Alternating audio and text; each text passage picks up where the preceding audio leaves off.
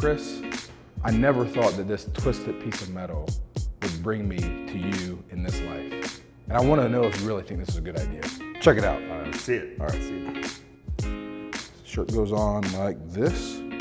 And then watch. That's pretty cool. Bam! Oh! Like it? It's pretty cool. Cool, man. Let's plank. Let's play. Are you burying your talents? Are you believing in what's truly possible for your life? When I met today's guest, he expanded my mind on what's possible for my life.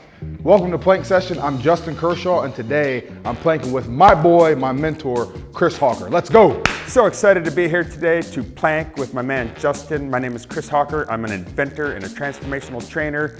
Though not a professional planker, though I'm excited to see how it goes today, I think I got him.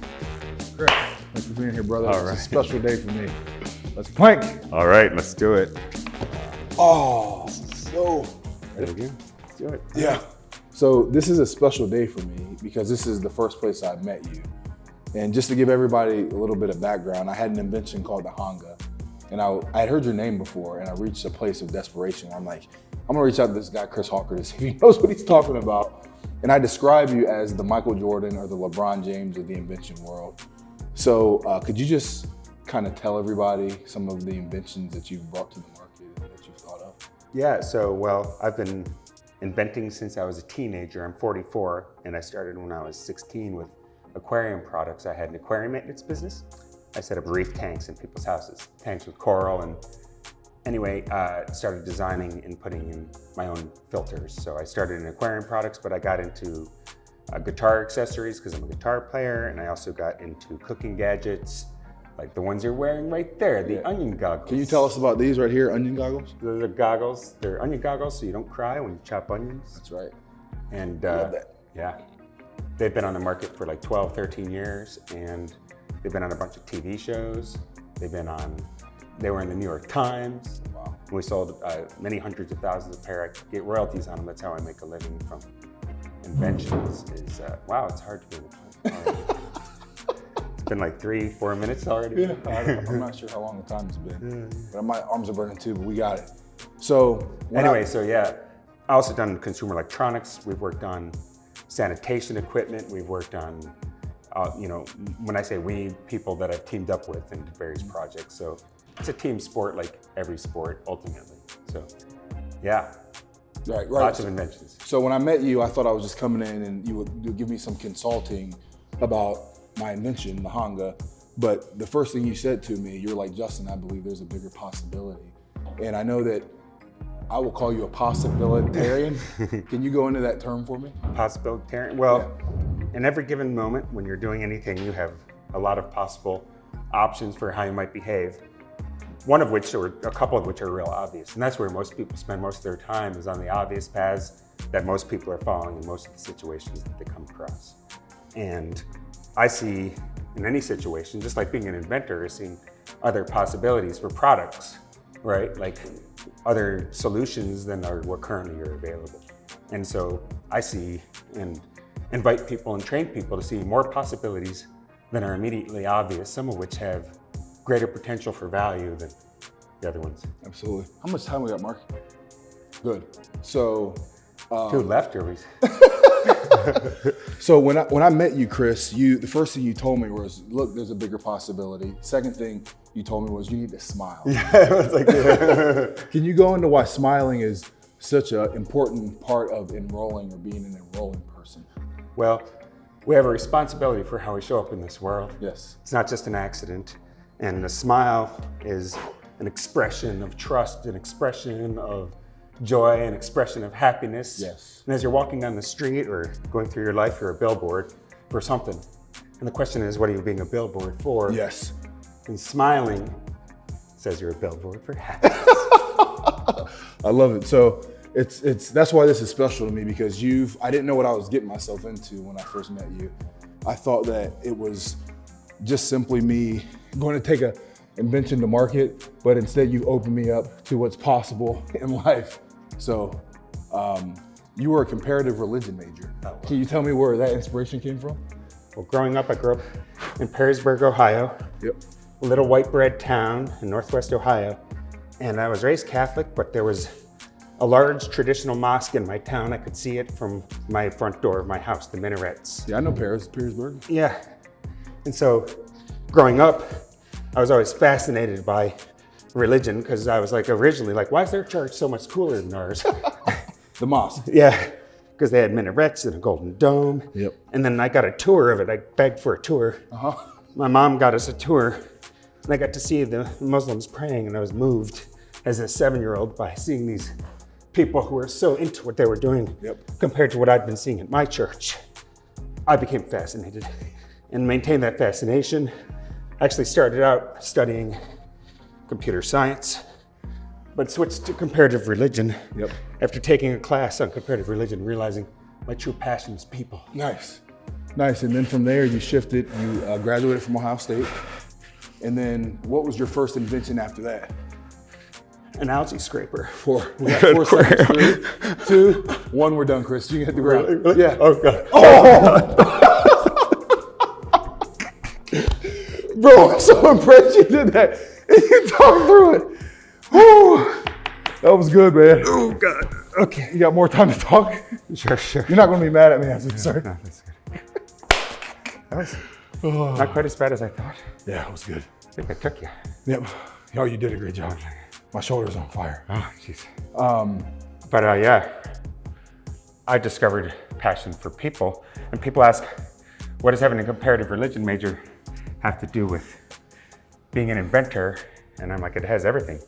Because to understand and develop the ability to see the world through the eyes of other people allows you to have compassion and also understand their needs. And as an inventor, you're trying to meet the needs of other people. So as a white American male, I can develop products for an older woman or someone from a different culture by putting myself in their place. Yes. So also just understanding how to meet people where they're at is a people skill. And people skills are ultimately the source of all success. And out there in the world, you're like trying to make whatever it is you're trying to make. It involves meeting other people, working with other people, and teaming up with them. So it really proved an invaluable education. I loved it. That's great. Loved it. So you have a very unique ability that I admire. And in Christianity, there's a Latin term called imago Dei, means the image of God. And we've talked about several times where you see the potential and the possibility in someone, whether they're 600 pounds, obese, can't get out of their bed, whether they have failures waited on them from the past, whether they're an alcoholic, a drug addict, whatever they're struggling with. Can you tell me where that comes from? Is that intentional, something that you intentionally do? Yeah, I mean, if I'm unintentional, it's easy to go into judgment, as it always is for any of us. We're in compare and contrast and judgment and assessment. Do I like that? Do I not? Do I agree or disagree? But you can also, instead of just going into automatic, you can intentionally choose how you view the world, and how you choose the world greatly impacts your experience of the world, and what you focus your attention on is how the world shows up for you. And so through the work that I do in transformation, I've learned that where I focus my energies, where I focus my attention is what my experience of life is. And so I've chosen to focus with the people I'm interacting with, to intentionally focus on their masterpiece, what's beautiful and amazing about them, what are their strengths, what are their blessings, what do I have to learn from them? And I'm not saying I'm perfect at this, right? Like we all have our moments, and some moments I'm being my best self and some moments I'm not, but when I am, I'm truly being with people and almost like ignoring the parts of them that are standing in the way and interacting with that best self, and therefore drawing it out. That's my intention, is to draw it out so that they see it for themselves. Like, oh, this is who I truly am, not this other more negative version, this version of me that plays a small game and doesn't believe in myself. Yeah, that's great. So you talk about intentionality. You are the most intentional person I've ever met. And we've talked about, so Mark earlier asked me, where's your office? And I said, the world is his office. Can you go into that perspective you have on the world being your office and how you don't want to put yourself in a corner, if you will? Yeah, well, a lot of people are looking for permission. And so they're also, when they're in a space, they feel like they're a stranger in the space, or wherever they go, they're like, who's in charge here? Instead of seeing themselves as in charge.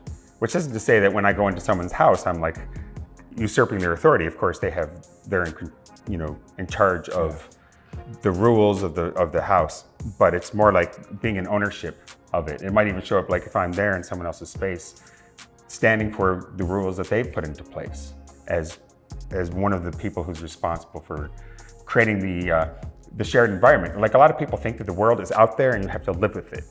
What I see is that we're all collaborating through our common decisions about how the world should be and collaborating on the mutual experience. And we have the ability to change the mutual experience by making different choices. Yeah. And if we get enough people making new choices about how things could be, things would be different, because the way things are is not how they have to be, it's how people are choosing.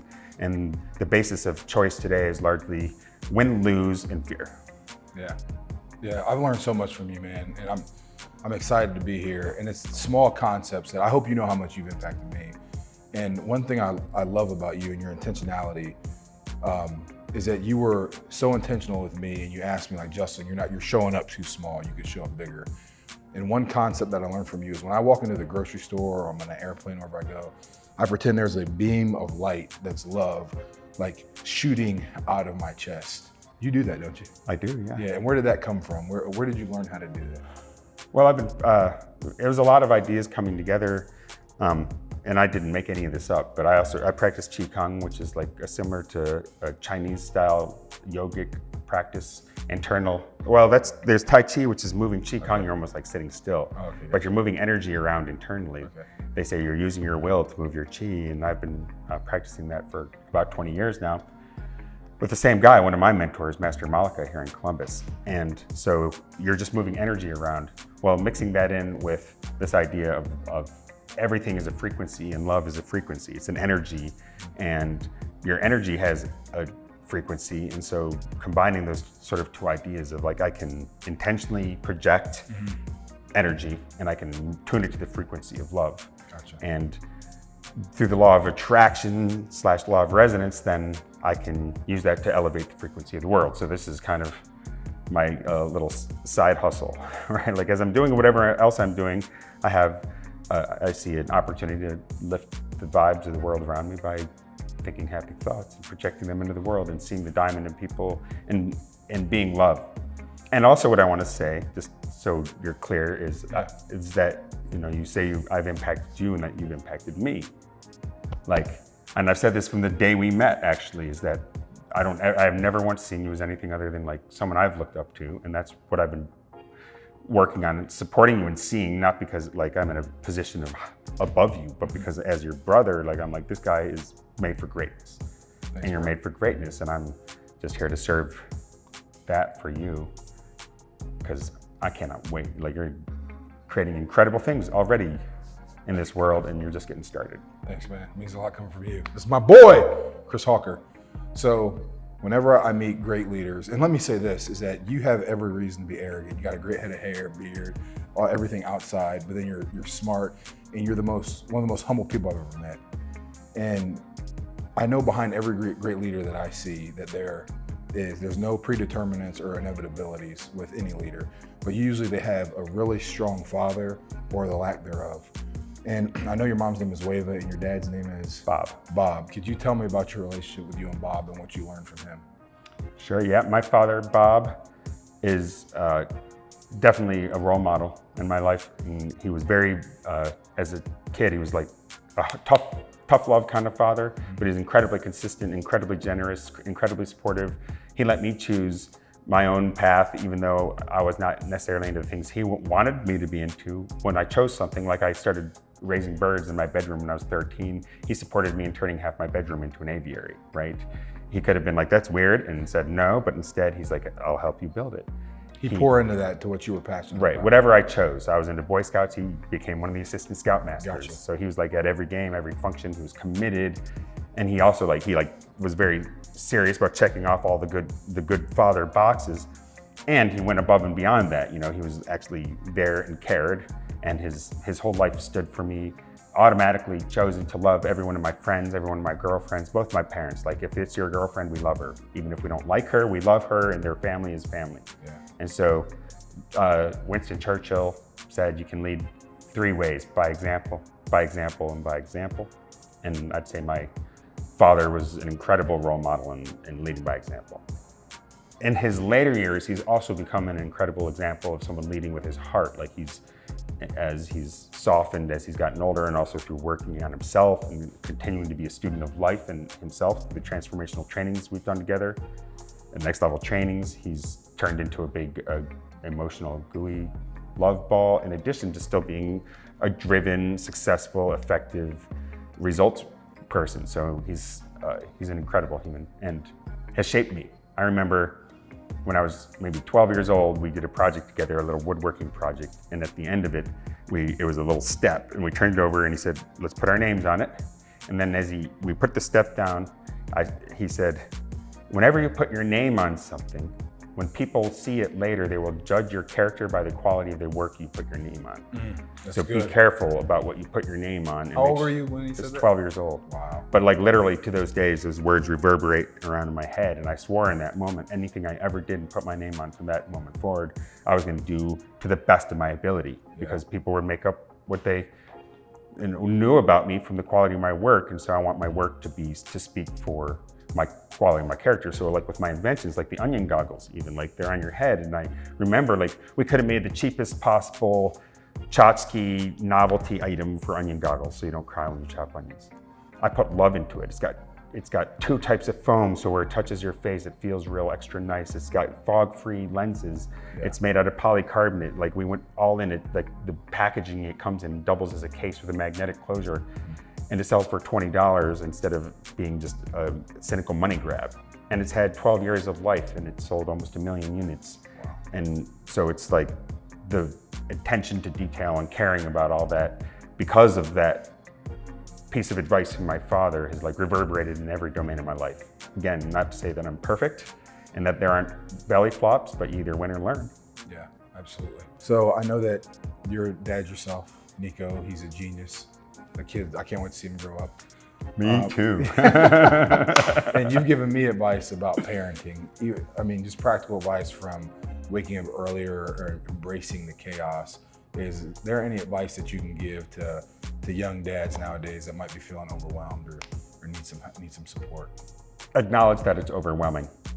Like a lot of people feel like it would be like you're being disloyal to your kid or to not being a good father if you talk about the fact that it's really, really hard and that it's not always fun, and sometimes you don't want to be a father and that you want to run away from it and that you don't know what to do and that you're scared and you feel like you're screwing up, and like people put on this front and then they don't get support from other people who are having almost always the same experience, because it's hard. So first of all, just being vulnerable and getting support from other dads, and also just being willing to talk about it like with your dad and with your wife, you know. So that's number one, is like being open and vulnerable, because if you're pretending not to be in a bad space and you are, then there's nothing you can do about it. You'll stay in a bad space. Yeah.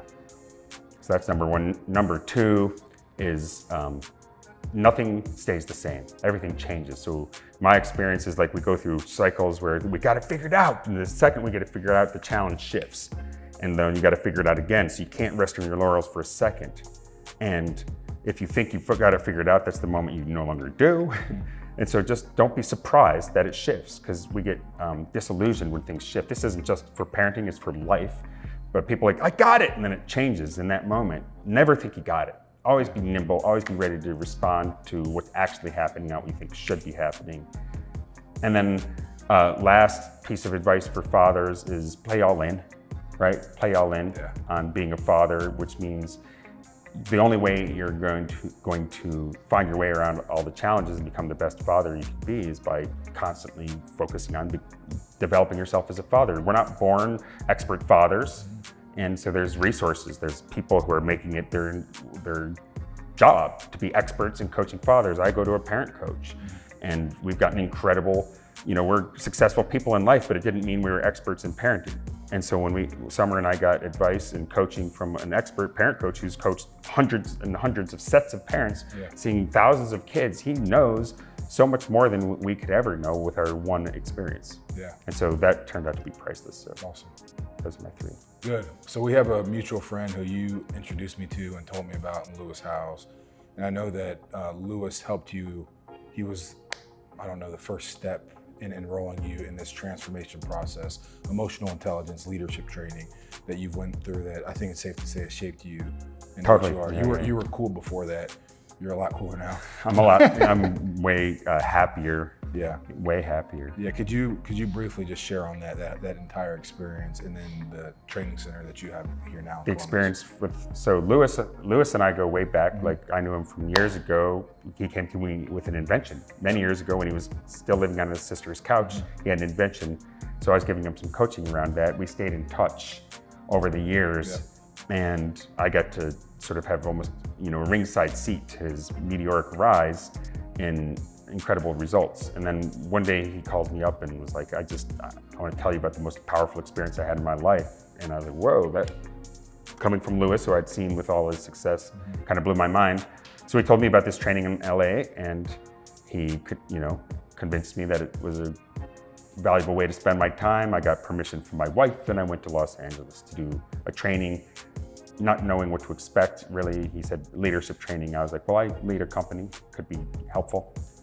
Got out there and it blew my mind completely. It was not like anything else I'd seen. It was experiential instead of didactic, which is didactic is traditional education back in teacher lecturing. This was more in exercises with other people, purpose to see yourself in action, what's working, what's not working, and it's eye-opening. You talked about expanding your mind earlier when you were introducing me. This expanded my mind, and I saw so many possibilities for things I could shift in how I was showing up in my life to get a new result, because my life was like working, not working, meaning that there were some areas that were working really well and some areas that were working very poorly, but the areas that were working very poorly were really draining my happiness and overall success. And so having an eye towards that, then I was able to just totally reinvent those things, and in particular stepping into opening up my heart, which had been put in a box, and finally accepting myself instead of always trying to be put on this front like everything was fine when it wasn't. Because I was like, I gave that advice earlier because it's the advice I wish I'd gotten so much earlier and been taking, of being vulnerable and not waiting. There's a story a lot of us have. We don't want to look bad or look weak, and so we don't want to ask for support until we don't need it. Which is, when you hear, I don't want to ask for support until I don't need it. Well, if you're not willing to ask for support, then you'll stay in breakdown. Absolutely. And this training then became my wake-up call, and I started getting the support I needed. And I also started allowing myself to feel my feelings, because as a man, we're taught growing up to stuff our emotions. And it's not okay to cry, and it's not okay to express yourself, to show your love, to be ooey gooey. All that stuff is not manly.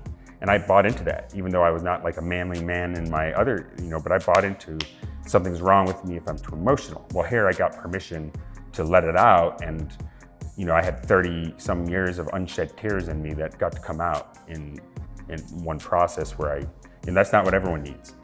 But it's what I needed. And everyone has their own experience in the work. As a result, I had a huge explosion of creativity and energy, and then I started talking to everyone about this work, and many people from Ohio ended up going out to Los Angeles to do it. And eventually we decided, enough travel, let's see if this will work in Ohio. People were skeptical. They're like, this is too out there, this is a California coastal type of thing. And I was like, don't underestimate Ohio people. We're just as smart at half the price. Just as smart at half the price. So we did it, and it took off. So my wife and my good friend Abraham Alexander and I. Great people. Yeah, best people ever. And we let's try it here and see if it happens, and it happened, and it's been happening. So Next Level Trainings here in Columbus is now 5 years old. We've had over 3,500 students go through our discovery program, which is the first of 3 steps. We've expanded to Philadelphia. How much money have you raised? So each team that goes through, there's consecutive teams. We're on our 22nd team now. Each team raises money for a charity. They do service projects. And since we started, our first teams were raising $10,000 or $20,000 for charity. We're like, oh my God, this is incredible. We're raising $20,000 in 2 weeks or 3 weeks. Well, over time, each team keeps upping the ante. And at some point we started cracking 100,000, and our average team now is well over $100,000. We've raised $2.5 million. That goes all to charities. 100% to charity. We never even touch the money. It goes through a portal that the charity sets up. Incredible. So it's a scale of giving that I've never imagined I would be a part of. But it's a testament. People love to give, and if you give them a mechanism to give. They want to take advantage of it. And they give. Yep. So we just have a platform for giving that empowers people to do that and do something they want to do anyway, which is make a difference. They just don't know how. Yeah, that's great. One last thing I want to say, and the probably third most important thing I've ever learned from you. I remember I was in the training and you were all clean with your suit on, you looked nice, smiling, and I saw you dancing. And you had so much freedom when you were dancing. And it reminded me of a time when I was a kid, how I loved to dance. Like if you put in old VHS tapes of 7-year-old Justin, I was dancing like crazy. Moonwalking. Yeah. So then I had a bad experience at a high school dance and I was getting made fun of. I was bigger and clumsier and I stopped dancing. It like broke my heart and I shelled that. And it might be little for other people, but for me that was a big deal because I really wanted to dance, but I didn't. And weird enough as it is, I've learned a lot from your business, being a good dad. You've taught me how to open up and dance. Can you talk about the freedom you feel when you dance? Yeah, I love to dance. I've always loved to dance. I got in third grade. Actually, my music teacher gave me a special award at the end of the year assembly for most original dance moves. Nice. It's like I do martial arts as well. I said I do Qigong earlier, and my whole life I've been enjoyed like being in my body and the possibilities that it gives you because it's fun. And I get easily bored, and so like anytime I was just sitting around not doing something else, I was like, oh, I can like mess with my body and entertain myself for hours with little motions and like just figuring things out. Yeah. And dance is just an expression of that. And I don't really know what I'm doing. I've never taken any formal training for dance except for a few salsa classes. Yeah. But so I just like do whatever I feel like to the beat. But what I've learned about dancing is anyone who's just going for it without worrying about looking good automatically looks good. It's just, what looks good is freedom. Yes. Not being skillful at dancing. Right. That creates something else. Like if you're gonna charge people money to see you, they're looking for a specific performance or technique. But you can look awesome because what looks awesome is someone who's having fun. But you don't care what other people are thinking. No, I don't. Exactly. I mean, it's not to say that it's not designed to look cool to me. Like I want something that impresses me. Like I'm just like, what would be fun, interesting? Right. And I'm always trying to find a new dimension, like what's over here, right, instead of here. Yeah. So the reason I bring that up is when I go to daddy-daughter dances, I have 3 daughters. I see dads that are real tight, and and I was one of those dads. But now me and my daughter are the life of the party. Right. So in order to end this, our kids are the same age. Yeah. We're gonna floss our way out of here. We're gonna floss? Thanks for being on, bro. Appreciate you, man. The kids are gonna love this. I really did buy a dog yesterday too. You got a dog? Yeah, I did. What kind of dog? Shiba Doodle. Oh, nice.